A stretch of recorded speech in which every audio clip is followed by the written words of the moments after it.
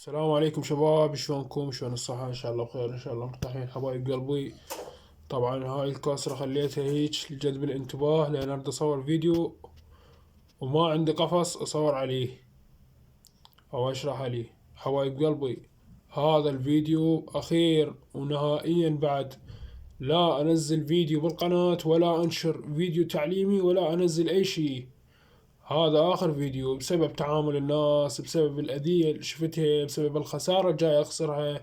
الله شاهد، أنا من القفاص كل شيء ما مستفاد. زين، دينار واحد ما مستفاد. خاف تشوفون هسه قناة تعليم صناعة الأقفاص بيها 7000 مشترك خوش، هسه راح يصيرون 8000. الله وكيلكم، لا مستفاد من اليوتيوب ولا مستفاد فلوس ولا مستفاد بشغلي. وهاي الخشب والعودان والغراض والروحة والجية والتعب كله خسارة بخسارة، الله شاهد ورسوله.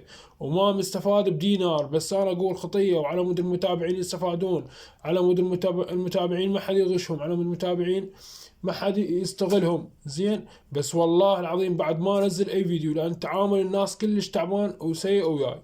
يعني ما معقولة هيك، ما معقول. يعني انت بكركوك تخابرني، انا بنص بالدوام بالمحاضره، خويا انا بكركوك وين يبيعون عودان؟ زين انا ايش مدري مثلا بكركوك، انا شو موديني بكركوك انا مثلا؟ شو معرفني هناك؟ يعني والله العظيم، تعال شوف الواتساب هسه، افتح لكم الواتساب، تعالوا شوفوا. والله العظيم التليفون من الصبح ليل ما يسكت، يعني ماكو هيك شيء.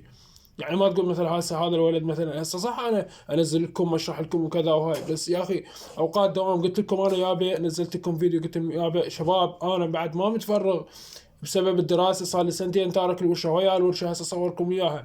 الورشه تاركها وصار لي تقريبا بالسنتين ما جايها، والغراض كلها جيمت. الله وكلكم، هاي شوفوا الكسره مجيمه، قوه تتحرك. فيا شباب، رجاء رجاء خفوا علينا شوية حتى نستمر وننزل لكم. والله وكيلكم أنا جاي أخسر بيهن، خسارة خسارة والله العظيم. أحط من جيبي فلوس، من جيبي فوق القفص وأبيعه بعد، بس في سبيل يمشي، لأن إذا بقى القفص عندي ما حد يشتريه، لأن القفص غالي، لأن يعني مواده غالية، كل شيء غالي.